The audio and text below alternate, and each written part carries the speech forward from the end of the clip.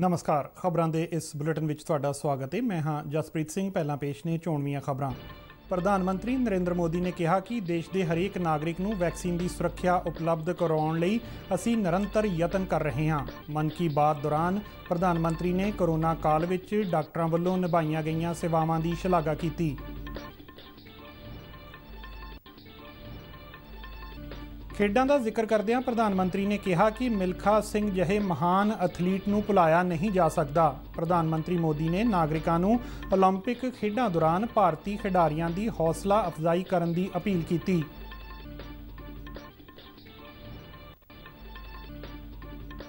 रक्षा मंत्री राजनाथ सिंह अज तो लद्दाख का 3 दिना दौरा कर रहे ने।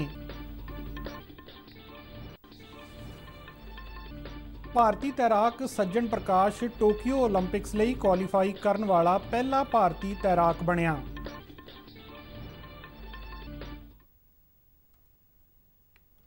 ते हुण खबरां विस्तार नाल। प्रधानमंत्री नरेंद्र मोदी ने कहा कि कोरोना महामारी खिलाफ असीं सारे एकजुट होकर कई अहम मुकाम हासिल कर रहे हाँ। आकाशवाणी ते मन की बात प्रोग्राम की 78वीं कड़ी विच देशवासियों को संबोधन करदिआं प्रधानमंत्री ने कहा कि 21 जून नूं टीकाकरण मुहिम के अगले गेड़ की शुरुआत हुई अते इसे दिन 86 लाख तो वध लोकां नूं मुफ्त वैक्सीन लगा के एक नवां रिकॉर्ड कायम किया गया। प्रधानमंत्री ने कहा कि 1 साल पहलां साडे सामने वैक्सीन बनाउण दा सवाल पैदा होया सी अते अज असीं एक दिन विच लखां लोकां नूं भारत विच बनी वैक्सीन मुफ्त लगा रहे हाँ। उन्हां कहा कि यह भी नवे भारत की ताकत है। लड़ाई में हम सब साथ मिलकर कई असाधारण मुकाम भी हासिल कर रहे हैं। अभी कुछ दिन पहले ही हमारे देश ने एक अभूतपूर्व काम किया है।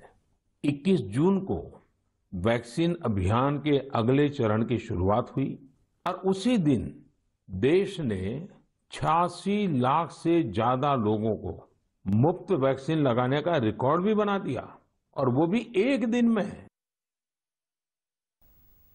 प्रधानमंत्री मोदी ने कहा कि वैक्सीन की सुरक्षा देश के हरेक नागरिक नूं उपलब्ध करवाउण लई असीं निरंतर यतन कर रहे हाँ।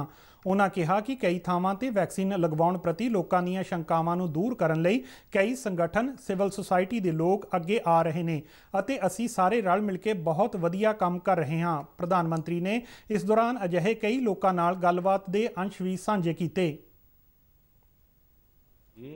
किसी को इससे बुखार वगैरह आता है पर वो बहुत मामूली होता है, कुछ घंटों के लिए ही होता है। देखिए, वैक्सीन नहीं लेना बहुत खतरनाक हो सकता है जी। इससे आप खुद को तो खतरे में डालते ही हैं, साथ ही में परिवार और गांव को भी खतरे में डाल सकते हैं जी। और राजेश, इसलिए जितना जल्दी हो सके वैक्सीन लगवा लीजिए और गांव में सबको बताइए कि भारत सरकार की तरफ से मुफ्त वैक्सीन दी जा रही है और 18 वर्ष से ऊपर के सभी लोगों के लिए ये मुफ्त वैक्सीनेशन है।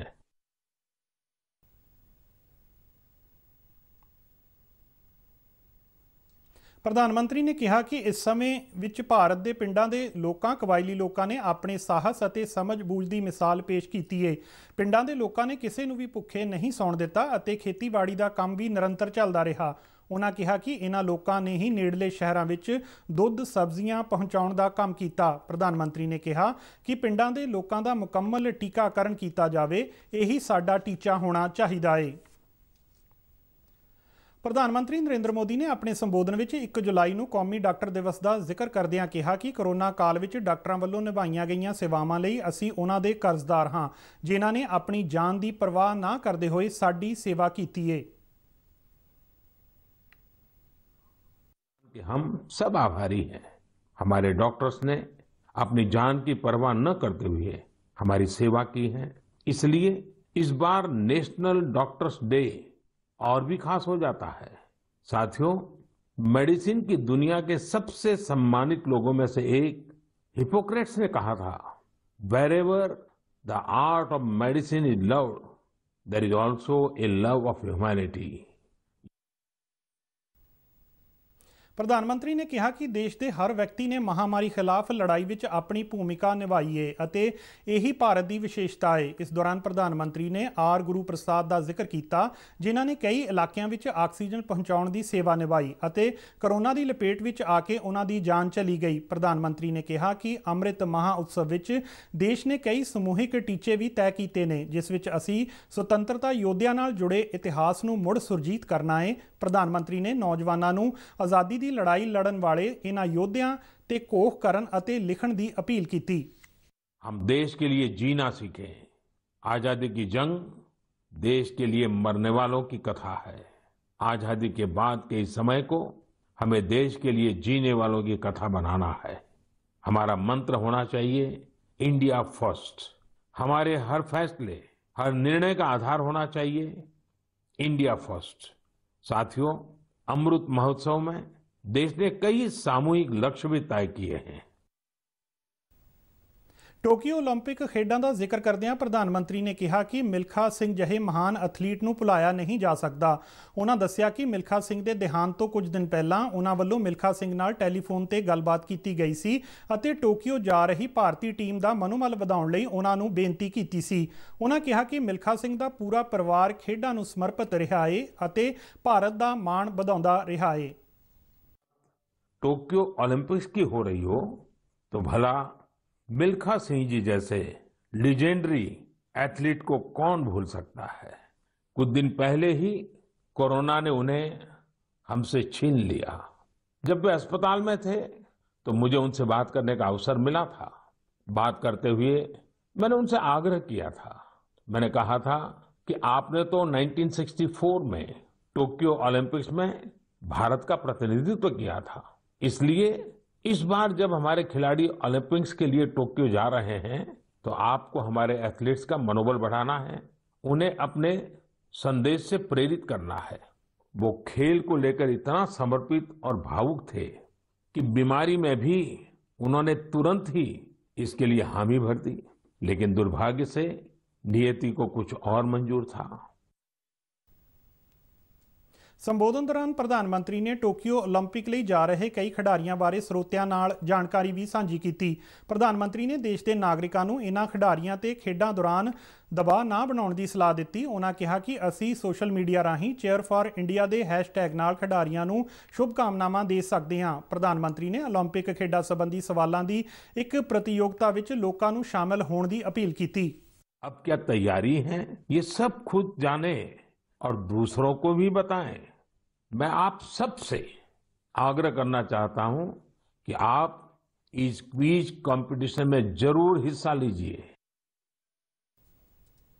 ਕੋਵਿਡ ਟੀਕਾਕਰਨ ਮੁਹਿੰਮ ਤਹਿਤ ਦੇਸ਼ ਭਰ ਵਿੱਚ ਹੁਣ ਤੱਕ 32 ਕਰੋੜ ਤੋਂ ਵੱਧ ਟੀਕੇ ਲਗਾਏ ਜਾ ਚੁੱਕੇ ਨੇ। ਸਿਹਤ ਮੰਤਰਾਲੇ ਵੱਲੋਂ ਦਿੱਤੀ ਗਈ ਜਾਣਕਾਰੀ ਮੁਤਾਬਕ ਬੀਤੇ 24 ਘੰਟਿਆਂ ਵਿੱਚ 64,25,000 ਤੋਂ ਵੱਧ ਲਾਭਪਾਤਰੀਆਂ ਨੂੰ ਵੈਕਸੀਨ ਲਗਾਈ ਗਈ। ਦੇਸ਼ ਭਰ ਵਿੱਚ 26 ਕਰੋੜ 53,84,000 ਤੋਂ ਵੱਧ ਲੋਕ ਵੈਕਸੀਨ ਦੀ ਪਹਿਲੀ ਖੁਰਾਕ ਹਾਸਲ ਕਰ ਚੁੱਕੇ ਨੇ, ਜਦਕਿ 5 ਕਰੋੜ 63,75,000 ਲੋਕਾਂ ਨੂੰ ਵੈਕਸੀਨ ਦਾ ਦੂਜਾ ਟੀਕਾ ਵੀ ਲਗਾਇਆ ਜਾ ਚੁੱਕਾ ਹੈ।